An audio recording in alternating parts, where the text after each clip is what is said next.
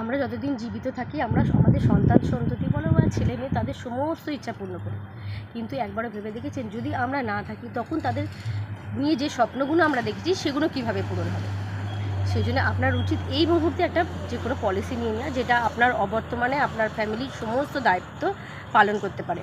সে আপনি টার্ম ইন্স্যুরেন্সও নিতে পারেন বা অন্য কোনো রেগুলার যে সমস্ত পলিসি হয় সেগুলোও নিতে পারেন।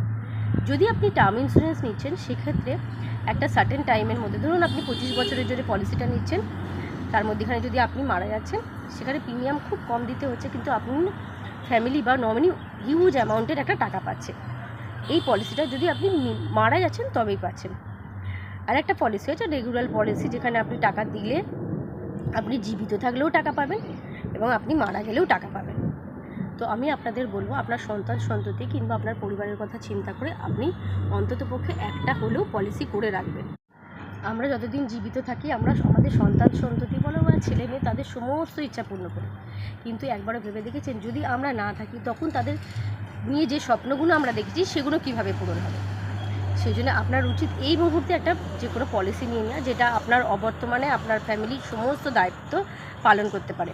সে আপনি টার্ম ইন্স্যুরেন্সও নিতে পারেন বা অন্য কোনো রেগুলার যে সমস্ত পলিসি হয় সেগুলোও নিতে পারেন।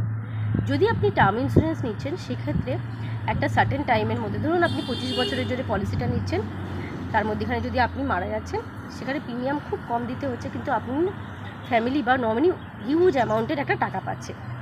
এই পলিসিটা যদি আপনি মারা যাচ্ছেন তবেই পাচ্ছেন। আর একটা পলিসি হচ্ছে রেগুলার পলিসি, যেখানে আপনি টাকা দিলে আপনি জীবিত থাকলেও টাকা পাবেন এবং আপনি মারা গেলেও টাকা পাবেন। তো আমি আপনাদের বলবো আপনার সন্তান সন্ততি কিংবা আপনার পরিবারের কথা চিন্তা করে আপনি অন্ততপক্ষে একটা হলেও পলিসি করে রাখবেন। আমরা যতদিন জীবিত থাকি আমরা আমাদের সন্তান সন্ততি বলো বা ছেলে মেয়ে তাদের সমস্ত ইচ্ছা পূর্ণ করি, কিন্তু একবারও ভেবে দেখেছেন যদি আমরা না থাকি তখন তাদের নিয়ে যে স্বপ্নগুলো আমরা দেখেছি সেগুলো কিভাবে পূরণ হবে? সেই জন্য আপনার উচিত এই মুহূর্তে একটা যে কোনো পলিসি নিয়ে নেওয়া, যেটা আপনার অবর্তমানে আপনার ফ্যামিলির সমস্ত দায়িত্ব পালন করতে পারে।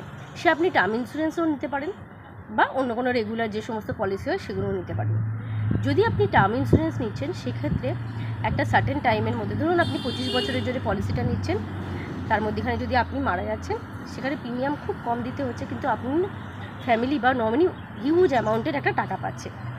এই পলিসিটা যদি আপনি মারা যাচ্ছেন তবেই পাচ্ছেন। আর একটা পলিসি হচ্ছে রেগুলার পলিসি, যেখানে আপনি টাকা দিলে আপনি জীবিত থাকলেও টাকা পাবেন এবং আপনি মারা গেলেও টাকা পাবেন। তো আমি আপনাদের বলবো আপনার সন্তান সন্ততি কিংবা আপনার পরিবারের কথা চিন্তা করে আপনি অন্ততপক্ষে একটা হলেও পলিসি করে রাখবেন।